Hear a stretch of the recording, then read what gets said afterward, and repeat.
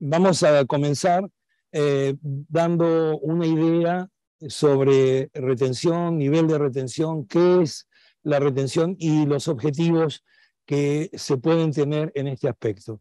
En esta época de mercado hard, en el que el costo del seguro por distintos motivos ha subido, la idea vieja de yo trabajo con cero de riesgo, no tengo franquicia, desapareció. Y lentamente el objetivo sigue siendo encontrar la manera más adecuada de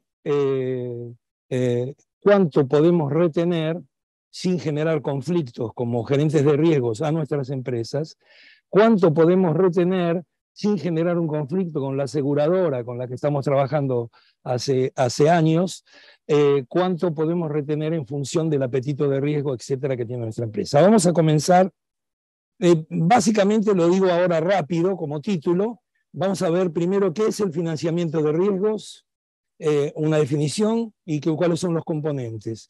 Después pasaremos a la retención, definición y diferentes formas de optimizar la retención de riesgos, y por último tocaremos un instrumento externo que son, externo no, porque es muy interno de las empresas, es la utilización de cautivas, el concepto de qué es, tipos de cautivas, cautivas puras y protected cell captives, y la modalidad de protected cell captive en particular. Entonces decíamos que el primero era una definición de financiamiento de riesgo. En realidad, la gerencia de riesgo es todo, no existe una cosa separada que es la retención o la transferencia. La gestión de riesgo incluye absolutamente todo de parte del gerente de riesgos, y uno de los elementos que componen su actividad de gerencia de riesgos es establecer la más correcta forma de retener.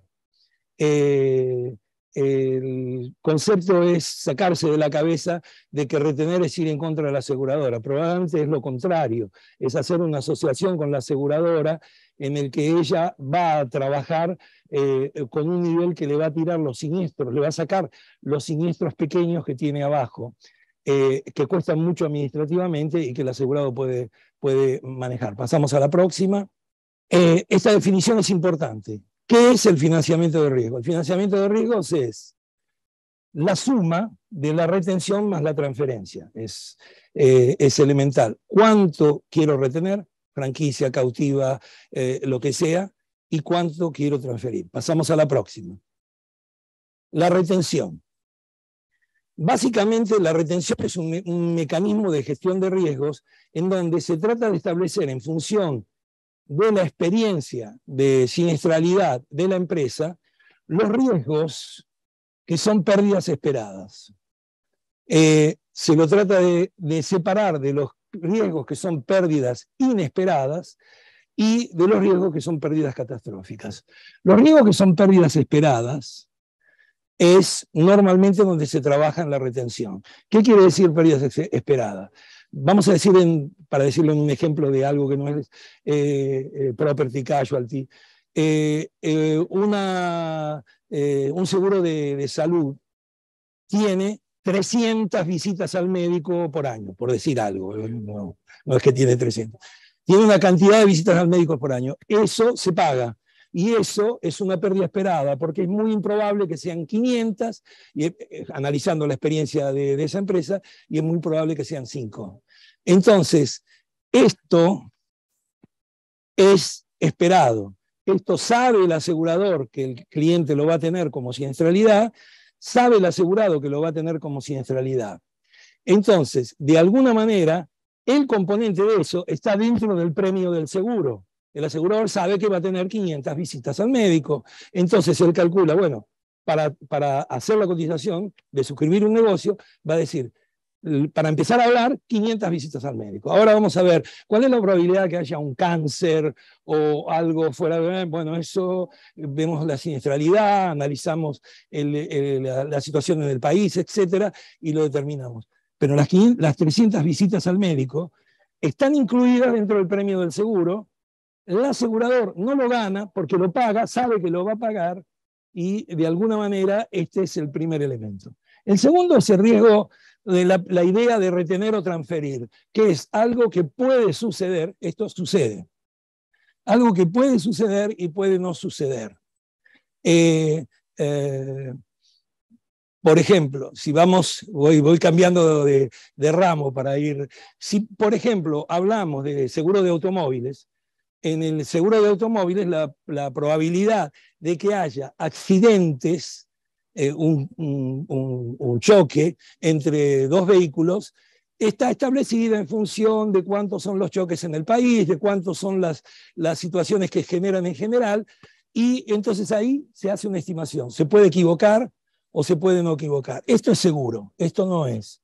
Y el riesgo catastrófico es, bueno, ahora cada vez es menos catastrófico, pero por ejemplo, un huracán, digo menos catastrófico viendo lo que está sucediendo en Miami ahora, un huracán, un terremoto, etc. También hay cálculos de cada cuánto va a suceder, pero uno no sabe si entra en el seguro este año, si este año va a ser, vamos a suponer que el cálculo estadístico dice que cada 10 años va a haber un terremoto en esa ciudad y es el primer año, pero el terremoto puede suceder el primer día y después de 10 años no tenerlo. Entonces, el asegurador al entrar aquí está asegurando realmente que suceda la catástrofe, que el edificio se prenda fuego, que haya una explosión, etc. Eso no es ni esperado, ni está en duda entre retener y transferir. Los asegurados no quieren tener ese riesgo. ¿Por qué? Porque probablemente su empresa, si tiene, digamos, el 11 de septiembre, las Torres Gemelas, si uno había entrado ese año en las Torres Gemelas, le tocó el catastrófico en el primer momento, en el primer minuto. Si había alguien que estaba hace 50 años, no eran tan viejas, hace muchos años teniendo el seguro de las Torres Gemelas, esa persona, ese asegurador, había ya amortizado bastante con premios el siniestro que podía ocurrir en un determinado momento. Entonces, la catástrofe es incontrolable y es para lo que los aseguradores y los asegurados tratan de encontrar medidas de mutualización como son los seguros. Pasamos a la próxima. ¿Se entendió? Perfecto, pasamos a la próxima. Entonces, básicamente, que las diferentes formas de optimizar la retención de riesgos está utilizando provisiones asociadas al presupuesto, estado de resultados. ¿Qué quiere decir esto? Cuando la empresa, de alguna manera, quiere cubrirse de algo y no tiene una póliza de seguros, o sí tiene una póliza de seguros y coloca dentro de sus provisiones los potenciales aumentos por situación de mercado, mercado JAR, etcétera, que va a tener en esa póliza en ese año, premios. Lo coloca en el balance como provisión de gastos dentro de su balance. Puede no ser el premio, puede ser el premio más alguna cosa que no existe o no se puede cubrir. Hay veces hay tipo de coberturas que se pueden cubrir, que el mercado asegurador ofrece soluciones, y hay tipo de coberturas que el mercado asegurador no ofrece soluciones. Lo vimos en el tema de la pandemia. Entonces hay riesgos que no son fácilmente asegurables. En eso, el asegurado puede hacer una previsión de pérdidas por ese riesgo no asegurable, pero puede provisionar los costos de seguros, puede provisionar riesgos que no consigue cobertura, pero que él sigue teniendo dentro de su empresa. Una cosa importante, la primera cosa que le digo a un risk manager, o que me dijeron a mí cuando comencé, es, me estaba acordando de uno de mis profesores, y la primera cosa que me dijeron es, si uno comienza pensando de que nada va a suceder, se equivoca. Si uno comienza pensando de que todo va a suceder, también se equivoca. Entonces, el risk manager, el gerente de riesgo, tiene que trabajar con el concepto de colocar dentro de las previsiones lo que él piensa que va a afectar a la empresa para asegurar el balance de la empresa. Entonces, este es el primer tipo de utilización. Entonces, aquí se utiliza la previsión vinculada con el presupuesto. Pero también existen las otras, que son, y aquí normalmente van los gastos que sí van a suceder. El premio de seguro lo voy a pagar. Y el riesgo que no está asegurado lo voy a pagar. Entonces tengo que tener de alguna manera algún valor dentro del balance de mi empresa estoy hablando como gerente de riesgo, digamos, un valor en el balance de mi empresa que cubra eso, porque eso va a estar y va a ser un gasto efectivo. Las otras son las asociadas al capital, y esto está más relacionado con el segundo elemento cuando decíamos que eran riesgos transferir o retener. El primero eran riesgos que iban a suceder seguro, y el segundo era que podían suceder y podían no suceder. En ese caso, uno puede hacer una previsión en el balance general de la empresa, en el capital. Entonces, algunas empresas dicen, es imposible cubrir una pandemia en un 100%, porque hay riesgos que los aseguradores van a cubrir y hay riesgos que los aseguradores ya de entrada me dicen, y ahora más que nunca me dicen que no van a cubrir. Entonces, ¿qué hago con esas pérdidas que puedo tener y que van a impactar a mi empresa? Como gerente de riesgos tengo que pensar en hacer algún tipo de protección a mi empresa, pero coloco afectando al capital una previsión potencial de pérdidas que pueden ocurrir. Aquí iba a ocurrir. Aquí es el premio del seguro, la franquicia, lo que sea. Aquí puede no ocurrir, pero hay algún tipo, y no estoy hablando en contra del seguro, por el contrario, estoy hablando de gente de riesgo que tiene que ver todo lo que puede suceder y algunas cosas no son asegurables. Entonces, en ese momento se utilizan previsiones sobre el capital. ¿Cuál es el problema de las previsiones sobre el capital? El Estado, cuando uno coloca retenciones en una empresa privada, también lo hace sobre las aseguradoras, cuando coloca retenciones en una empresa privada, cobra impuestos. Está pensando que está reteniendo dinero para salvarlo, cobra impuestos. Entonces, si utilizo al capital como previsiones asociadas al capital, probablemente voy a pagar lo que pienso que puedo perder más un impuesto. Y si no lo pierdo, el impuesto no lo recupero. Por último, entonces cuando hablan del impacto fiscal, todo el mundo piensa en la evasión. No es la evasión, es el impuesto que estoy obligado a pagar si hago una retención sobre el capital. Por último, existen vehículos financieros que son especializados, particularmente las cautivas, que hay de distintos modos, que son un elemento de retención de riesgos organizado por el asegurado previamente en común acuerdo con su corredor de seguros, con su aseguradora, etc. El concepto es explicarle bien a la aseguradora de que él no le está tratando de sacar el premio, que probablemente le va a sacar siniestros, y el premio equivalente, sobre lo que va a suceder. Sobre lo que no va a suceder, se va a discutir y negociar, como siempre se ha hecho en el negocio del seguro, las aseguradoras con sus clientes. Seguimos. Bueno, Richard va a explicar esto muy bien. Ya vi que él toca el tema de qué retener, cuál es el cálculo de nivel óptimo de retención, criterios y cuánto retener. Lo digo muy rápidamente porque me gustó mucho lo que él escribió. Pero digamos, básicamente tenemos que decir que el cálculo del nivel óptimo de retención se basa en qué retener. ¿Qué retener? Perfil de riesgos. ¿Perfil de riesgos qué es? Yo sé cuánto tengo de frecuencia volvemos al seguro médico, cuánto tengo de frecuencia de gente que va al médico durante todo el año dentro de mi empresa. Y entonces, la frecuencia, que son siniestros pequeños, calculados y establecidos, es un elemento que puede ser retenido. ¿Cuánto tengo de impacto? El impacto es el otro, el gran siniestro que ocurre y que no...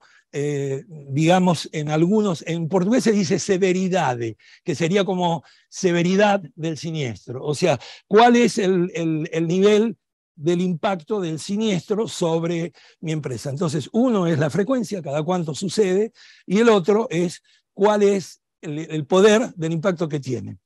Importante entender en esto, que hay seguros de frecuencia. Por ejemplo, el seguro de automóviles tiene frecuencia de siniestros. Todos lo saben cuando ya contratan el seguro. Depende de cómo le va a la compañía, va a tener mejores o peores resultados. Pero es un seguro que normalmente trabaja en frecuencia. De salud también. El seguro de property casualty, no. Seguro de property casualty normalmente tiene poca frecuencia, pero cuando tiene el siniestro, tiene fuerte impacto o severidad. Y entonces, en ese momento, estamos trabajando en qué retener y tenemos que ver cuál aplicamos mejor para nuestra empresa. Normalmente, si el impacto puede ser enorme, sin duda no va a ser parte de la franquicia ni va a ser parte de la retención en cautiva. Entonces, el análisis de perfil de riesgos para entender la frecuencia y el impacto determina la probabilidad. Después están escenarios. Los escenarios son escenarios diferentes que puede tener una empresa. Por ejemplo, yo me acuerdo, era responsable de la gerencia de riesgos de Telecom Italia, que tenía una empresa hace años, ¿no? Antes de Pirelli, inclusive. El grupo que tenía, que compró Telecom Italia en Bolivia, era una empresa que se llamaba Entel, y empezamos a analizar la probabilidad de confiscación. El gobierno de Evo Morales podía confiscar la empresa y decir, estas empresas del Estado le vamos a pagar un determinado valor. Había coberturas de seguros. Yo hice una presentación sobre el riesgo de confiscación. Después de mucho análisis, la empresa decidió no hacerlo. Poco tiempo después, el gobierno de Evo Morales confiscó la empresa de teléfonos, Entel Bolivia, la confiscó. La pérdida que tuvo el grupo fue enorme, porque cuando el Estado confisca, establece un precio que no necesariamente es el precio de venta que él puede conseguir.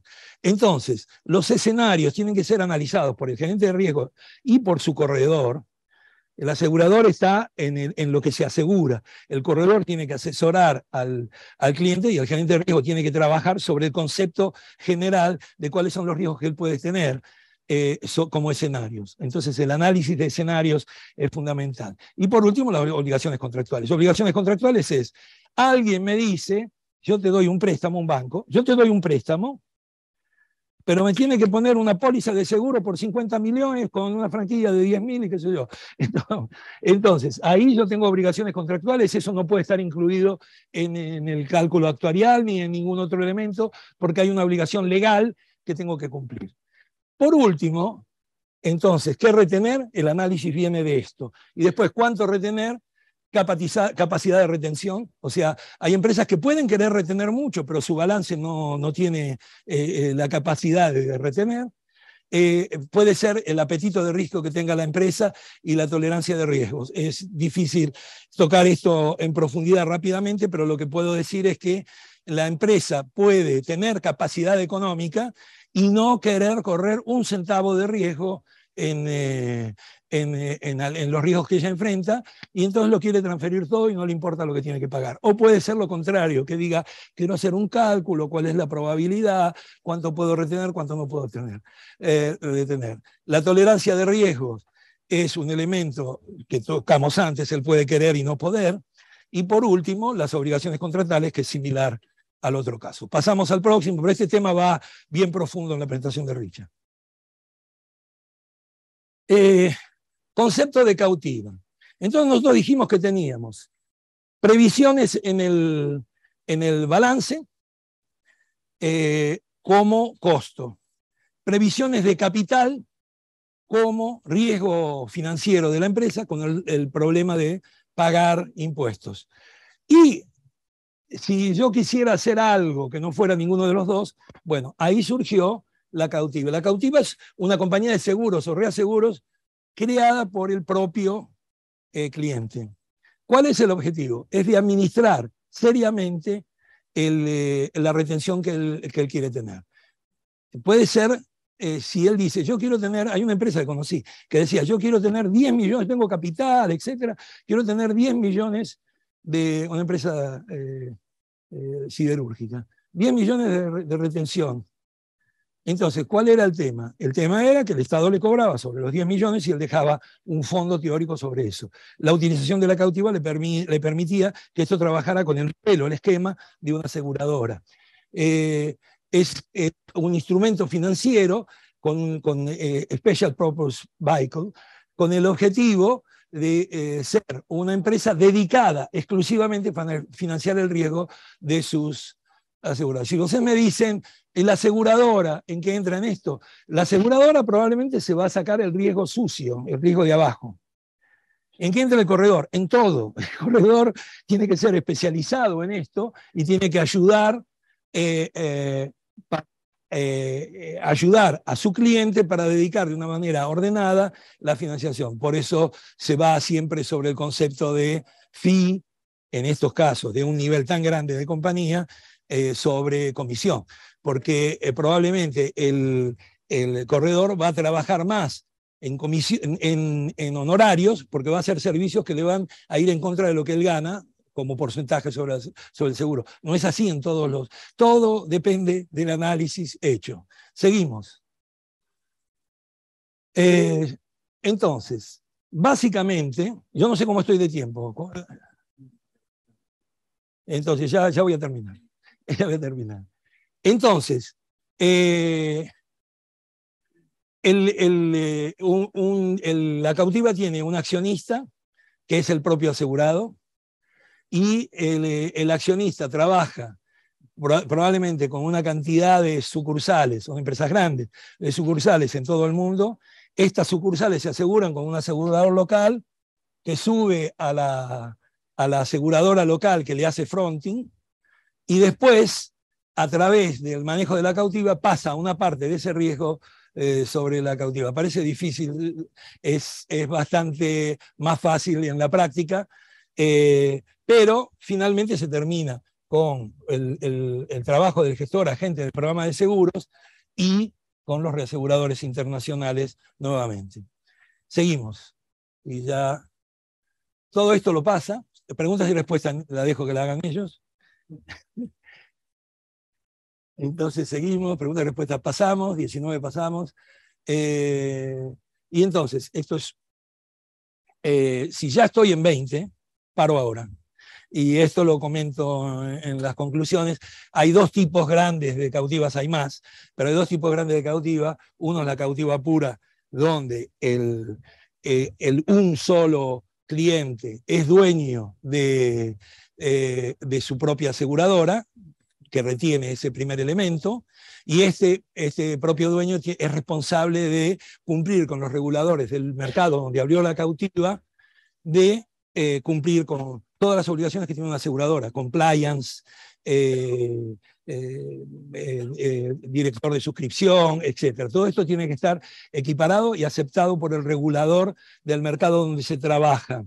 Y esto sucede, grandes empresas son responsables de esto, etc. Y después tenemos las cautivas de renta, que son donde alguien que tiene una cautiva presta la chapa, digamos, le alquila a un tercero para que lo use.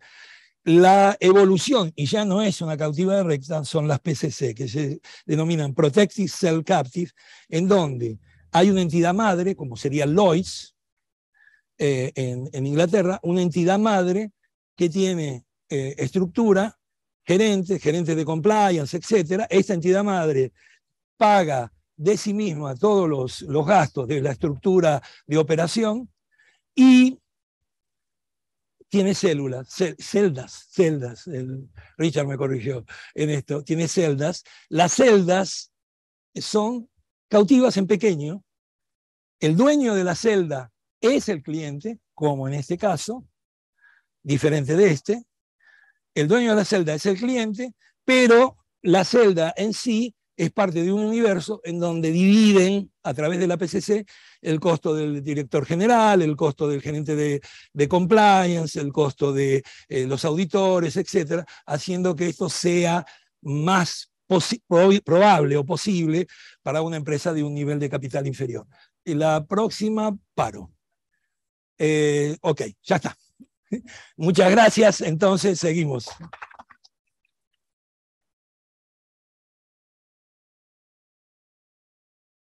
Pues, hola, buenas tardes a todos. Tampoco tengo micrófono, parece. ¿Me oyes bien al fondo? Bien. Pues me presento brevemente. Soy Richard Stubley. Soy un poco raro aquí porque soy inglés y doble raro porque soy actuario. Y tengo el reto de hablar después del expresidente de FERMA.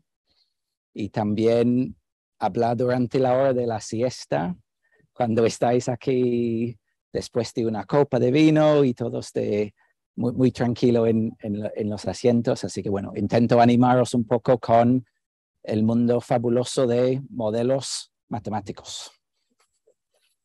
Me presento rápidamente. Si vuelves atrás, perdóneme. Pues, como pone ahí, soy el director de Risk and Analytics en WTW España. WTW, conocido aquí en España como Willis. 7 años después de la fusión, seguimos con el nombre antiguo en España. Es Willis WTW. Como dije, soy actuario, tanto en Inglaterra como aquí, y también miembro de la organización CERA, que es una organización de ARM, es un Certified Enterprise Risk Actuary. Así que es una organización para gerente de riesgos a nivel mundial con un enfoque actuarial.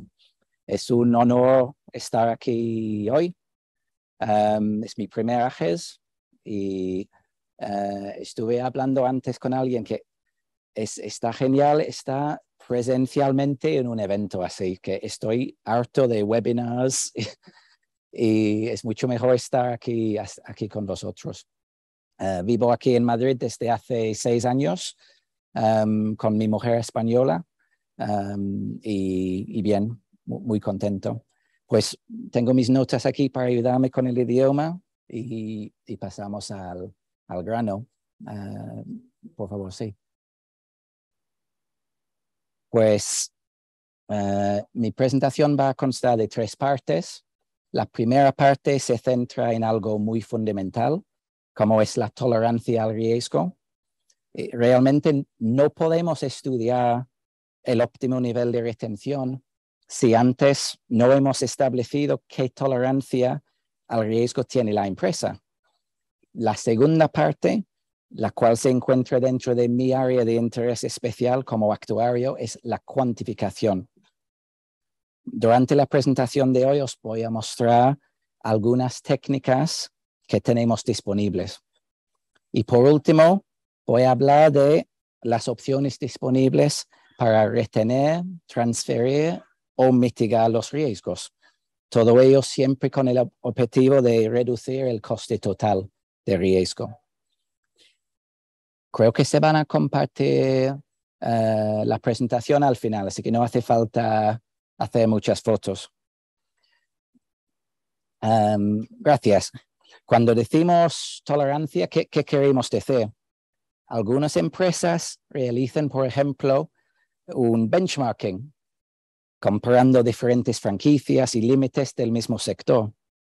Al otro extremo, se ve muy pequeño ahí, lo siento, en la pantalla que no es muy grande, pero al otro extremo se puede establecer un Risk Tolerance Statement, algo muy detallado mediante una serie de entrevistas con las personas clave en la organización. Y hay que entender también que hay varios stakeholders en esta decisión, tanto internos como externos. Es muy importante aclarar que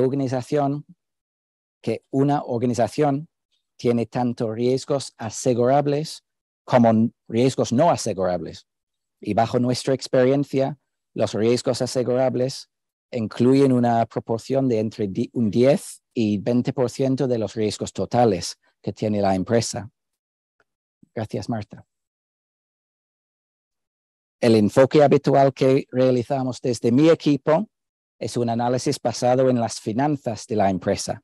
Hacemos una serie de pruebas de estrés para ver, según sus prioridades, qué nivel de siniestros podrían causar problemas para la empresa, siempre alineado con sus prioridades y métricas clave. Gracias.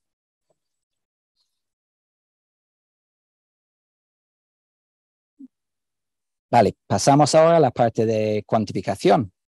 Aquí nos encontramos con 3 opciones distintas y estas dependen fundamentalmente en los datos que tenemos disponibles.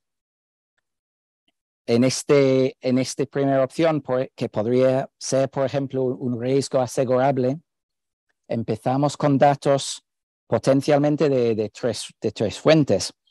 Por parte del propio cliente, datos de empresas pares en el mismo sector que tenemos dentro de la propia base de WTW o un database que hemos comprado en el mercado.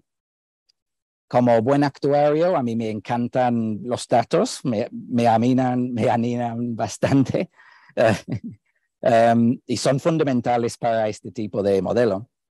Una vez trabajados los datos, calibramos los parámetros y hacemos ajustes para obtener modelos de frecuencia y severidad o intensidad. Y tras esto, juntamos todo en un simulador de Monte Carlo. En nuestro caso usamos una herramienta muy potente llamado Igloo y realizamos 10.000 o 20.000 simulaciones y los resultados que extraemos nos ayudan a calcular el promedio de los siniestros en largo plazo y también podemos ver la siniestralidad en un año malo, por ejemplo, un año en 10, un año catastrófico, un año en 200. Y una vez que tengamos esta granularidad de información, podemos superponer la estructura de seguros y establecer qué siniestros serían retenidos y qué serían cedidos bajo la estructura actual. Perdóname que tengo la voz un poco floja.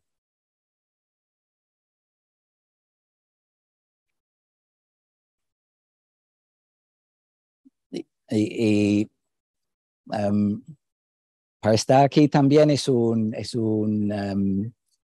objetivo cumplido para mí, porque en mudar hace 6 años, mi jefe inglés me dijo, pues tienes que acercarte a Agers, que es como la mafia secreta del mundo de seguros en España. ¿Y cómo? ¿Qué es? Así que, y claro, en 3, 4 años que oí rumores de esta secreta organización y bueno, ahora veo que sois muy buena gente y encantado de estar aquí con vosotros. Bueno, seguimos con opción B. La metodología que utilizaríamos al no haber datos sería muy distinta. Por ejemplo, este sería para un riesgo operacional o un riesgo nuevo o emergente donde no hay mucha información. Haríamos un análisis mediante una serie de escenarios desarrollados en un taller o entrevistas. Y con la información obtenida del taller, podemos alimentar un modelo con probabilidades, con rangos de severidades y podemos llegar a un resultado cuantitativo a pesar de que hemos empezado solo con información cualitativa. Gracias, Marta. Tiene como curvas establecidas por tipo de riesgo y los que hacen con el cualitativo es adaptarla un poco, las curvas de distribución. Dime otra vez, perdón. Las curvas de distribución las tienen ya definidos algunos parámetros de modelo según el tipo de riesgo. Las curvas. Sí. Distribución continua, distribución.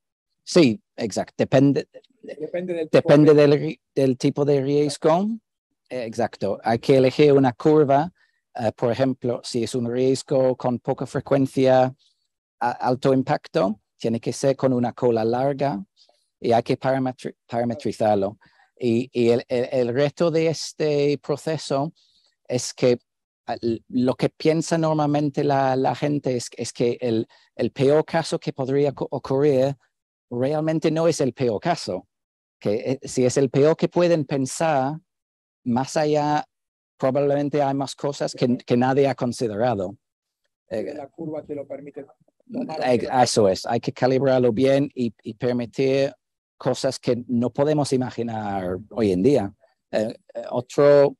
Otra persona lo mencionó esta mañana, que no se puede, hace un par de años que no se puede imaginar una pandemia, una guerra, Filomena y todo eso en los próximos 2 años.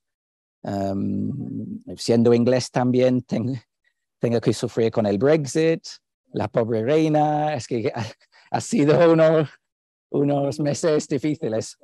Sí, sí, correlación no creo. Bueno, gracias por la pregunta. Y esperemos tener mucho más tiempo al final para preguntas, por cierto. Pues llegamos a la opción C. Estamos todavía en la parte de cuantificación. Esta es la opción C.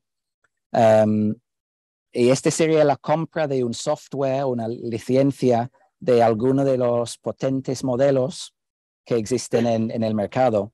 En el caso de catástrofes naturales, por ejemplo, hay modelos con una base de datos histórica muy amplia, tanto para terremoto como inundación, así como también para huracán, tormenta, etc.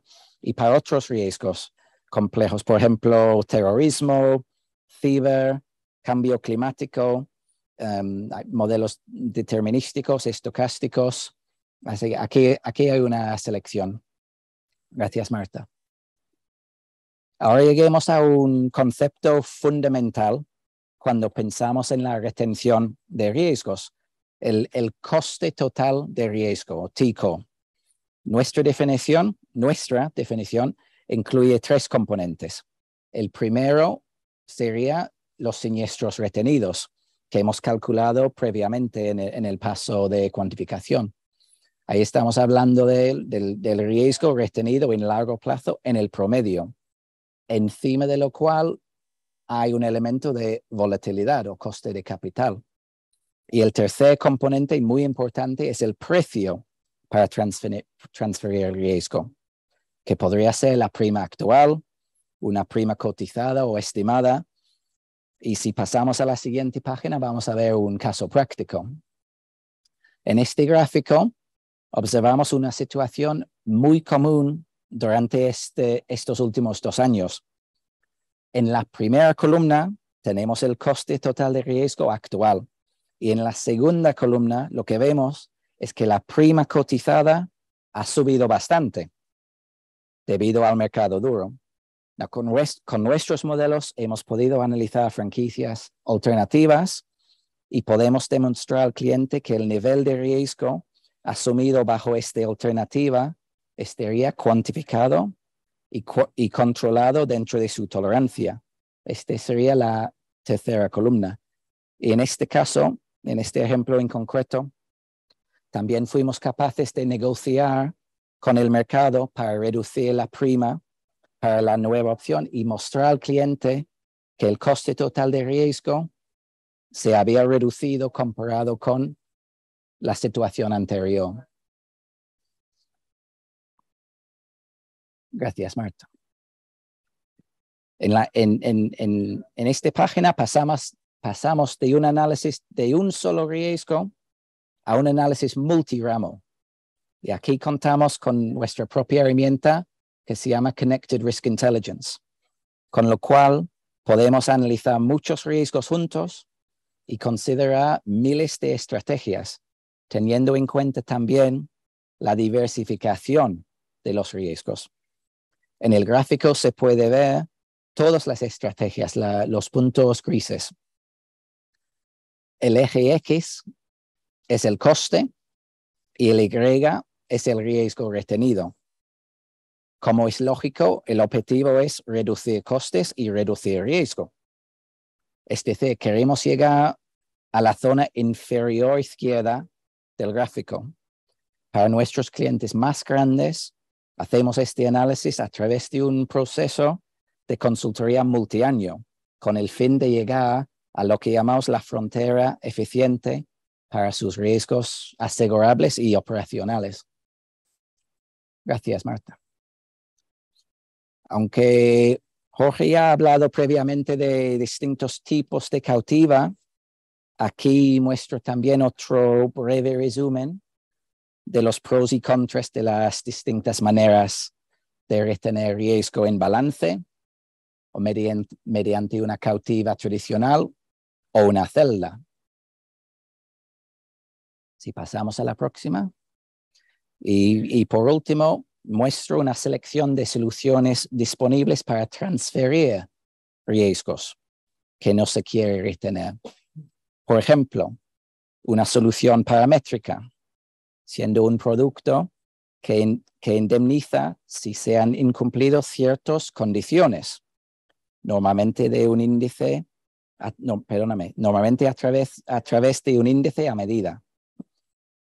Un ejemplo clásico es, por ejemplo, si un huracán se ha entrado en una zona predeterminada, aunque el cliente podría no haber sufrido un daño físico, pero si el huracán se acerca cerca de en la zona donde han comprado el producto, se paga el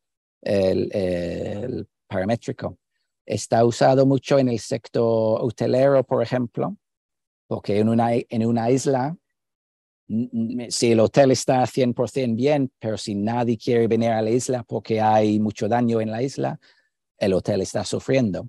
Así que este ofrece una solución fuera del mercado de seguro tradicional. Bueno, volvemos. Pues soy consciente de que he cubierto mucho en esta breve presentación de 15 minutos, pero espero poder responder a cualquier pregunta, bien al final de la sesión, o si me envías un email, podemos concertar una charla para hablar en otro momento. Vale, muchas gracias por escuchar. Buenas tardes a todos. Es un placer estar con vosotros. A mí la verdad es que me toca, ¿qué voy a decir? La peor parte, porque soy el último, después de haber tenido estas exposiciones. Yo voy a intentar daros un punto de vista de asegurador. Y bueno, intento despertar en vosotros pues esos elementos de inquietud, ¿no? Antes de nada, bueno, pues Richard, puedes ir a la primera slide. Richard nos ha comentado pues, las soluciones de modelización, ¿no? O sea, los riesgos, es fundamental el data, se modelan. Nosotros en seguros, un poco para que veáis esa equivalencia, tenemos que hacer lo mismo. Nosotros tenemos a nivel particular cliente riesgo, pues nosotros tenemos nuestras carteras de line of business, tenemos nuestra cartera de riesgos y tenemos que hacer el mismo ejercicio. Los clusterizamos a nivel line of business, puede ser un grupo homogéneo, calculamos los parámetros, el patrón de comportamiento, lo metemos en los modelos, corremos el modelo, fijamos el nivel de tolerancia, el value at risk, capital de solvencia, lo tenemos ahí identificado. Y un elemento tremendamente sensible para ese cálculo es el nivel de retención. Pues nosotros establecemos escenarios con niveles distintos de retención. Evidentemente, si hablas de carteras, los niveles de retención pues, son importantes, ¿no? O sea, es el mismo ejercicio de modelización de riesgos que se hace a nivel particular de cada cliente, pues nosotros lo hacemos con nuestras carteras. Y bueno, entonces intentamos establecer nuestra seguridad, nuestro capital de solvencia. Es verdad que somos un sector muy regulado, ¿vale? Y bueno, y gracias a eso, pues estamos ahí porque vendemos promesas y el componente de solvencia para nosotros es muy importante. El primer punto que os quería comentar, si vamos a las consideraciones previas, que son unos bullet points que quiero compartir con vosotros. Hemos hablado mucho del expected losses, ¿no? Los expected losses, bueno, yo aquí incluiría un elemento que es la idea del recurrent losses, los riesgos que son recurrentes. Es verdad que como concepto técnico el expected loss pues, es lo que habría que, digamos, transferir, pero es un ejercicio tremendamente importante establecer dónde está el punto de inflexión donde un riesgo recurrente deja de ser recurrente y actuarialmente es ya más como concepto expected loss, ¿no? Que hay una probabilidad de ocurrencia. A modo de un ejemplo muy simple, bueno, pues una persona que se cae, o sea, somos un cliente, tenemos varias instalaciones, una persona se nos cae por las escaleras pues todas las semanas, un tema recurrente. Pero bueno, una semana se cae en un establecimiento, otra semana se cae en otro establecimiento, una semana no se cae nadie, otra semana se caen 3 personas. Bueno, hay un riesgo recurrente, pero tiene una variable aleatoria, el dónde y el cuándo, ¿no? Bueno, pues eso sí que puede ser un riesgo transferible desde el punto de vista del asegurador, ¿vale? Si una persona se cae todas las semanas en el mismo establecimiento, matemáticamente eso se cumple siempre, pues la solución irá más, pues cambia la escalera, o a lo mejor otro tipo Ya entramos en el campo de la prevención, ¿no? Un poco ese es el concepto que debemos de tener en cuenta. Para nosotros decimos que cuando hacemos esa valoración del riesgo, es muy importante el planteamiento que se hace, que luego hablo de eso. Bueno, pues hay una componente recurrente de frecuencia que nosotros internamente lo solemos llamar el silent killer, ¿no? O sea, tener portfolios con un nivel de frecuencia recurrente, ¿vale? Es asegurable, o sea, hay solución en el mercado.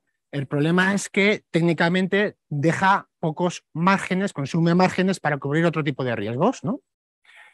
Y luego pues se ve que no hay prima suficiente para cubrir riesgos ya con un componente de severidad, temas catastróficos y demás, ¿no? Entonces eso es muy importante. Doy un salto al concepto de calidad de riesgo para un poco relacionarlo. Cuando nosotros tenemos un planteamiento de seguro, bueno, pues lo primero es ¿vale?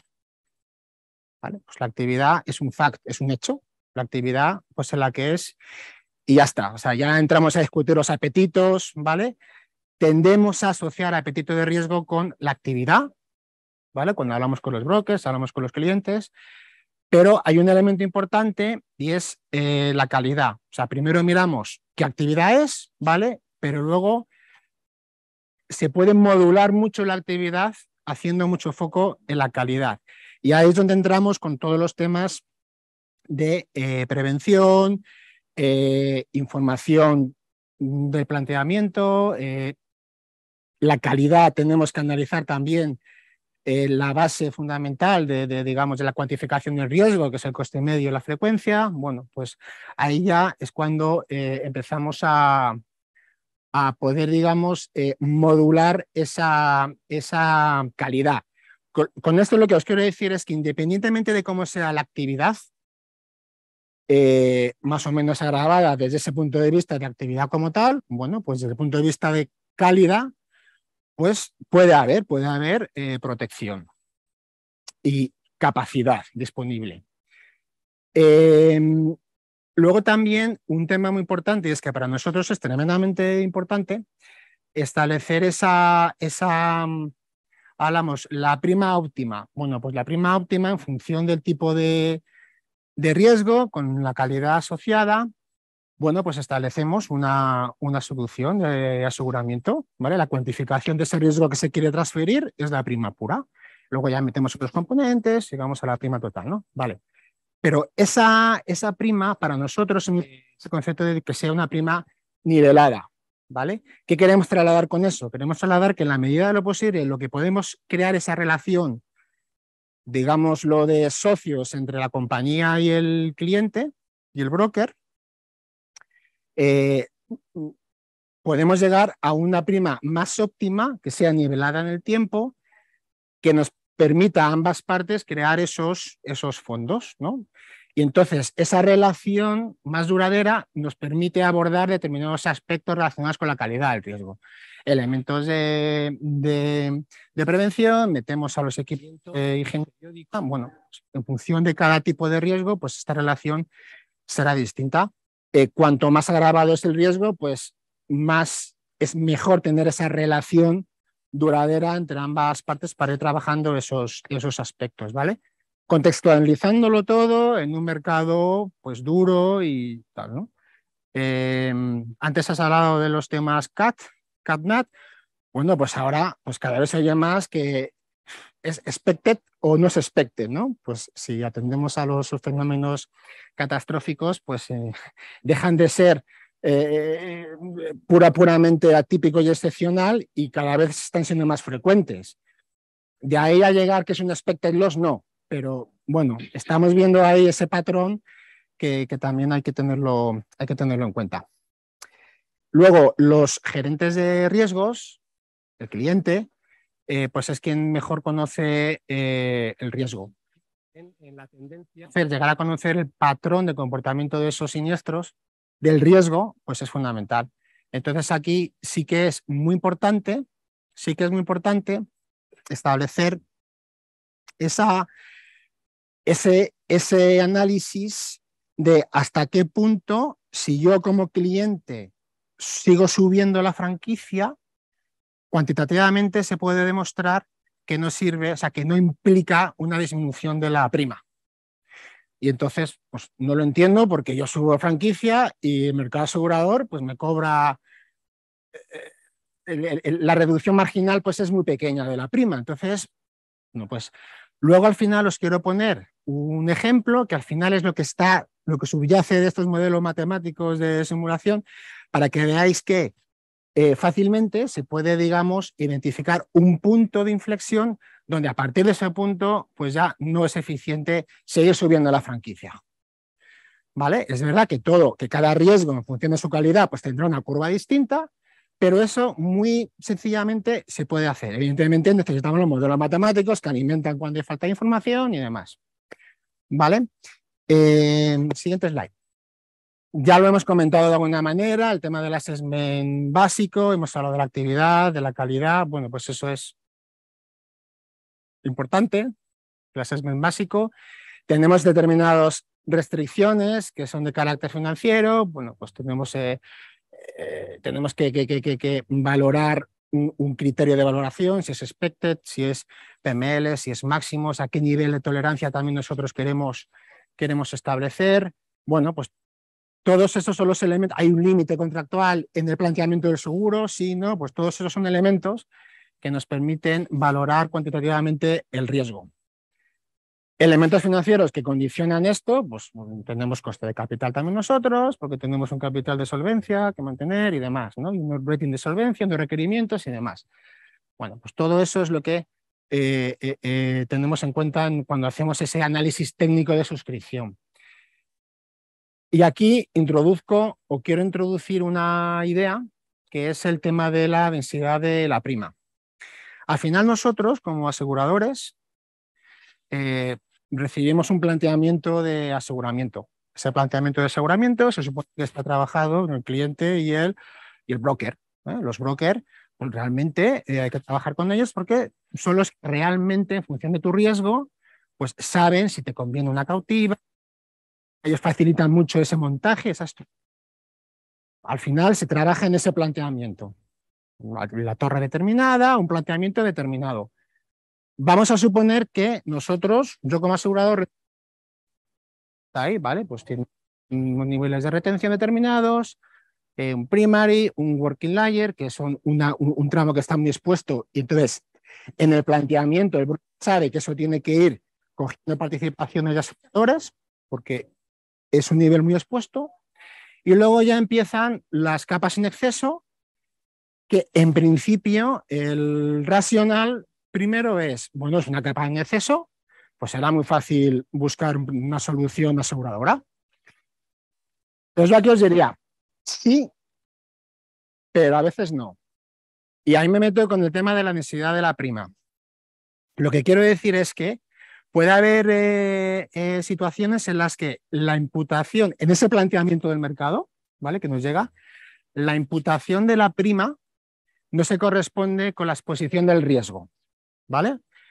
Eso que os dibujo ahí, bueno, pues hay mucha concentración rojo, el rojo es el punto el riesgo sí, o sea, la siniestralidad. Bueno, pues con costes medios muy bajitos, hay mucha frecuencia y hay mucha concentración abajo. Y bueno, pues a partir de los niveles del expected, el PML o el MPL, en función de los niveles de conservadurismo que tú te quieras fijar, pues hay poca, digamos, imputación de prima, y ese es el planteamiento que hay. Bueno, yo todavía no sé si eso es bueno o eso es malo. Eso puede ser bueno para una actividad que tenga mucho componente real estate. Vale, pues es asociada a la actividad. Hay mucha frecuencia, muchos siniestros bajos. Hay que trabajar ahí los niveles de franquicia, vale, bueno, pero es coherente. Pero si estamos hablando de un riesgo de madera o una actividad industrial muy pesada, pues esa densidad el asegurador la ve, me atrevería a decir, un tanto eficiente. ¿Por qué? ¿Y cuál es la problemática que hay? Pues vale, entiendo que a partir de los niveles de MPL, el expected, el probable y el maximum, pues por esta actividad esas capas se pueden ver afectadas, esos umbrales se pueden ver afectados. Pero si yo veo esa densidad del planteamiento que se nos hace, pues no hay niveles suficientes de prima técnicamente para a lo mejor cubrir ese nivel de exposición. ¿Qué es lo que pasa? Decimos,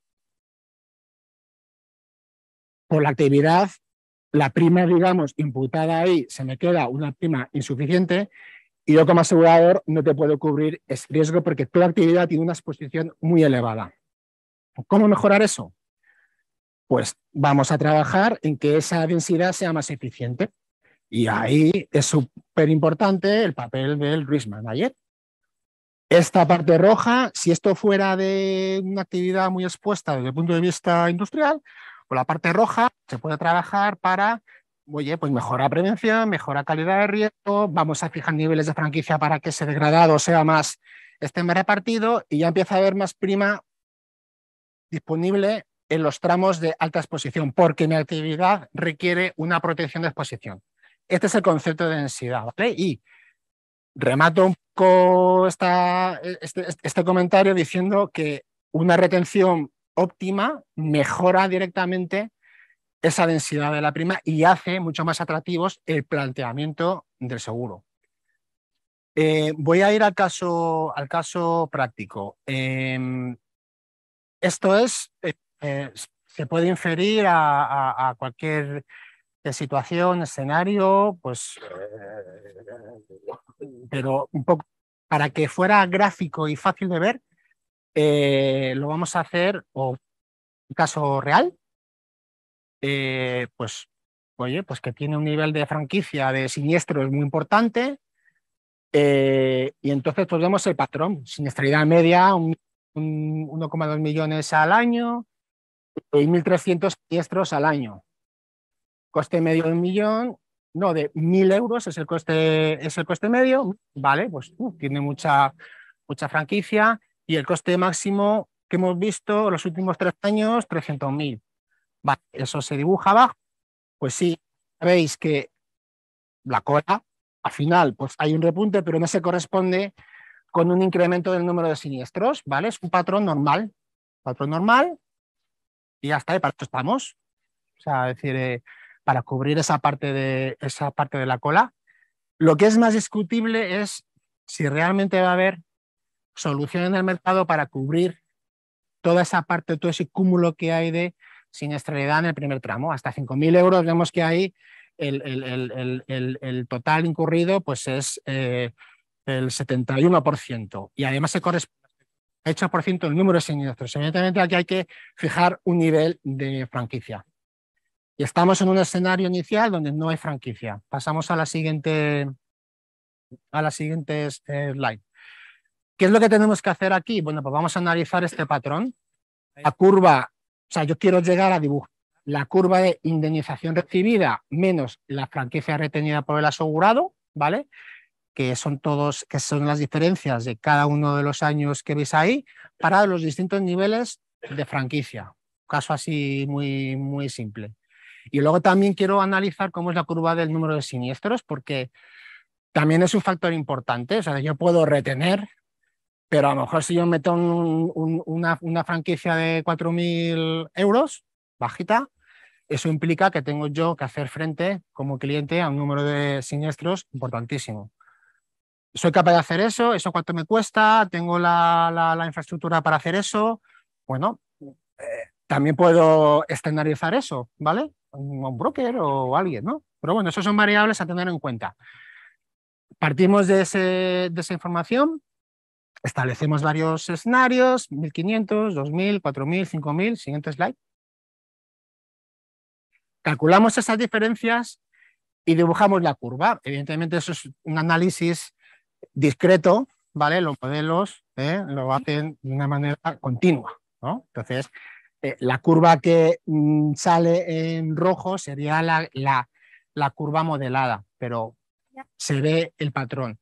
¿Aquí qué vemos? Pues que vemos que hay más o menos a partir de una franquicia de 4.000 euros, pues esa curva cambia la tendencia. Si lo veis, donde la línea discontinua roja empieza a tener ese cambio de inflexión, pues por ahí pasa algo, hay un cambio de patrón. Vale, ¿qué es lo que está pasando? Si vemos a la derecha el número de siniestros, lo que está pasando ahí es que llega un momento en la franquicia que por tu patrón de siniestros, si sigo subiendo la franquicia, yo te voy a cobrar lo mismo, a lo mejor un poquitito menos, pero entonces no se entiende. Bueno, pues haciendo este tipo de ejercicios, analizando ese patrón, pues se puede ver fácilmente. Si pasamos a la siguiente slide, vale, yo he visto ese patrón, veo que hay un punto de inflexión en la curva, puede haber actividades que no se vea este patrón, entonces ya hay que hacer otro tipo de análisis, pero generalmente se suele ver, ¿vale? Porque hay que saber dónde, hay que jugar fijando los puntos de corte de franquicias y demás. El ejercicio es un ejercicio de optimización que hacen los modelos, ¿vale? Yo quiero ver cuál es el coste final mío como cliente, ¿vale? Como asegurado. Y entonces, pues a cada uno de esos escenarios, pues cojo la prima del seguro, lo que me estarían cobrando con ese nivel de franquicia. Los modelos te pueden estimar la prima del seguro, si está bien parametrizado el modelo, ¿vale? Luego hay que contrastar si esta prima está alineada a la prima del asegurador, ¿no? Pero bueno, es un input de los modelos. Yo meto la prima del seguro, le quito las indemnizaciones que recibo, le sumo la franquicia que yo como cliente estoy asumiendo y además le meto mis costes, mis costes de gestión, tal. Pues eso ya es casuísticas diversas, porque lo puedes incluso externalizar. Al final, este cálculo se repite para todos los escenarios posibles planteados. ¿Y dónde está la decisión? Pues aquella combinación de franquicias donde ese coste es menos para el cliente. Bueno, pues esto, pero de una manera más estocástica y tal, pues es lo que hacen también los modelos, ¿no? Yo, pues, caso real, que ese patrón se puede ver sencillamente. Entonces, una solución en este caso, bueno, pues sería en este patrón, bueno, pues calcular cuál es mi coste mínimo, que me minimiza ese coste final, y luego ver si no estoy contento con eso, ver si puedo mejorar todavía más el nivel base, o sea, el nivel de frecuencia baja, porque tengo mucha concentración ahí. Si no tuviera esa concentración, el modelo también podría funcionar, pero necesitaría más información. Y luego, en función de mi actividad, o si no tengo mucha experiencia, porque soy nuevo y llevo poco tiempo, pues puedes comprar información a los modelos. Se puede comprar información, complementar información. Y bueno, pues esto es lo que el último mensaje que os quería trasladar es que esa variable del coste de los siniestros o de esa autogestión del cliente de los siniestros, también hay soluciones de estandarizarlo, llegar también a lo podemos hacer en las compañías de seguros, pero alguna compañía de seguros yo no puedo hacerme frente a 1.300 siniestros, ¿no? Es decir, también el asegurador podría, digamos, estandarizar esa gestión o llegar a un acuerdo con el broker, pero bueno, eso es otras discusiones para llegar a un poco a buscar una colocación, ¿vale?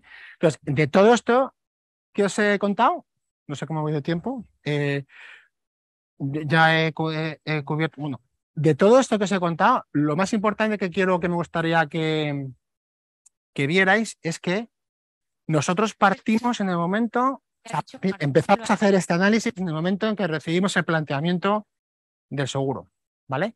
Y ese planteamiento del seguro, como veíamos antes, esa torre que había dibujada, pues puede incluir SIRES, cautivas, franquicias altas, no franquicia, pero eso implica luego que la densidad de la prima pues no sea atractiva para... Entonces, bueno, pues compartiendo yo creo que estas percepciones o estos puntos, yo creo que puede un poco ayudaros a, no sé, ¿no? a comprender algunas casuísticas que a veces pues la lógica así primera pues no entiende, ¿no? Pues eso es lo que quería comentaros. Yo creo que ahora estamos encantados si tenéis preguntas. Vamos a hacer las juntas. Ah, es verdad, las conclusiones. Vamos a hacer Perdona. las conclusiones y hacemos Venga. juntas las preguntas para todos, para Vale. no pararnos en una específica. Bueno, gracias. No. Excelente. Bueno, tenemos, no sé si lo tenemos. Ok. Bueno, la idea entonces fue dar el concepto de qué es, cómo se trabajan las retenciones en empresas grandes, pero tal vez es bueno comentar de que en algunas operaciones pequeñas también se utilizan este tipo de retenciones. Hay, por ejemplo, casos de cautivas que trabajan extensión de garantía de una empresa que vende frigoríficos, televisores o computers. Y la extensión de garantía le establece por un periodo de 2 o 3 años, lo deben haber visto cuando van a comprar algo, por un periodo de 2 o 3 años la garantía del producto después de que venció el periodo establecido por la ley para el fabricante. Esto normalmente es un negoción, porque le extienden por 3 años un computer, el computer después de 1 año o 2 años, si tiene un problema, 1 año como mínimo, 2, tiene de garantía del fabricante, y después 1 euro, si esa empresa vende 4 millones de productos por año, es 4 millones de premios, y siniestros, le estoy dando la idea de negocio a alguien seguro, y los siniestros no llegan al 10% con mucha suerte. Entonces, el concepto, el principio de trabajar con retenciones en función de lo que la empresa está capacitada a hacer, ayuda. Vamos a tratar de ir rápido. Entonces, la idea es, el financiamiento de riesgo no es una cosa separada, no es algo que se hace, es un componente de la gestión de riesgos.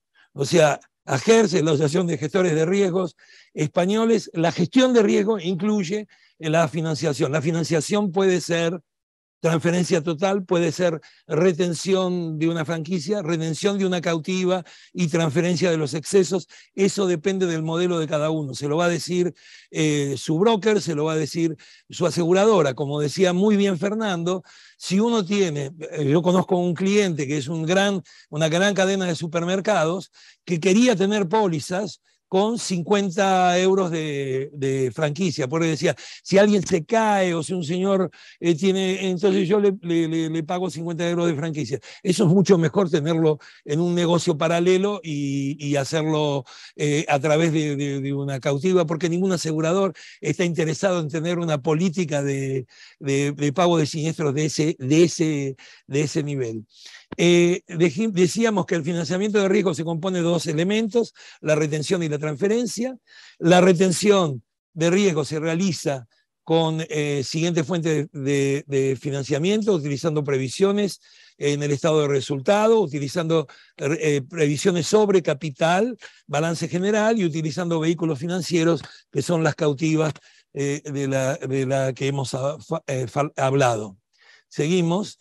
Y con las previsiones asociadas al presupuesto se financian las pérdidas esperadas. ¿Se acuerdan el gráfico sobre pérdidas esperadas en un primer cuadro? Y después, en la medida que se va alejando, vienen las esperadas o inesperadas, y por último las catastróficas, que suceden una vez cada tanto, lamentablemente cada vez más seguido. Y los vehículos financieros especializados, que por lo general tratan de financiar tanto las pérdidas esperadas como las inesperadas. Pasamos a la próxima. Esto lo explicamos. Costo de retención. El costo de riesgo incluye el costo de retención, el costo de transferencia, esto lo explicó Richard, esto es una conclusión general, el costo de transferencias, los gastos administrativos directos por gestionar la cautiva eventualmente, y los resultados del vehículo financiero que van a permitir que el cliente, si le fue bien, si le fue mejor de lo esperado, tenga un resultado en su bolsillo que podrá utilizar para mejorar el riesgo. Muchas cautivas pagan los departamentos de inspección de riesgo, los ingenieros que van a visitar la fábrica, etcétera, con el resultado de la cautiva. Porque el concepto de la cautiva es que no viene a competir con el mercado de seguros, por el contrario, viene a tratar de administrar seriamente un elemento que podría ser necesario para hacer más atractivo la calidad del riesgo para colocarlo en el mercado de seguros. Importante, la cautiva nunca es un competidor del corredor de seguros. Todo lo contrario, el corredor de seguros probablemente abarca al cliente en lo que asegura y en lo que no asegura en un paquete general. Y normalmente, por ejemplo, en este caso que mencionaba del seguro de extensión de garantías, hay comisiones para el corredor o un fee en función del servicio que realiza. Pasamos a la última. Bueno, hay un elemento importante para mencionar de lo que en ninguno de los tres hablamos mucho, que son los costos de riesgos no asegurables. Para el asegurador, para el corredor, el riesgo no asegurable directamente no entra. Tal vez hay algunos corredores de seguros más ¿cómo decirlo?, más sofisticados que están tratando de trabajar en darle este servicio al cliente. Pero el cliente, el gerente de riesgos, los riesgos no asegurables, lo sigue teniendo. No hay mercado, ninguna aseguradora lo va a tomar. No existen. Pero el gerente de riesgos o el director de gerencia de riesgos, delante de sus superiores, sigue siendo responsable de los riesgos no asegurables. Entonces, la cautiva puede ser también un elemento importante para administrar este tipo de riesgo. Se puede generar un premio que no va a ser retención, que no va a pagar impuestos, que va a estar ubicado en un lugar específico y que va a servir para pagar aquellos riesgos que el asegurador le dice, no, esto no se lo toma nadie, el mercado de seguros no está dispuesto a tomar este tipo de riesgo. Entonces el gerente de riesgo tiene en la cautiva también un elemento de algo que puede administrar como propio. Las cautivas, yo he visto pólizas de las cautivas, se pueden sorprender de la gran cantidad de variedad de coberturas que no existen y que fueron agregadas un poco para administrar ese tipo de riesgo en la siniestralidad. La próxima es despedirnos. Entonces, gracias. Y si alguien tiene alguna pregunta, tenemos unos, ¿cuántos minutos? 10 minutos. Tenemos unos 10 minutos. Y no sé si eso lo tenías que decir tú. No, perfecto. Yo me siento y ¿hay preguntas? Una pregunta. No, al que hace la pregunta, claro. Los que nos están mirando por internet. Yo he observado que los modelos de simulación, como son distribuciones discretas, con poca frecuencia en general los riesgos que se ponen en las curvas de simulación, especialmente cuando se suman las curvas de un punto de vista estadístico, como vos bien mostraste en el último gráfico, a veces desvirtúan el capital a riesgo que muestran, porque son riesgos que van a ocurrir en la vida de la empresa, quizás una vez, pero hay que reservar para todos y cada uno de los riesgos una pequeña porción de esa expectativa por año balance. Entonces, en las bottom line aparece una cantidad de dinero que habría que reservarse que pierde el sentido del análisis cuando uno lo compara contra la prima.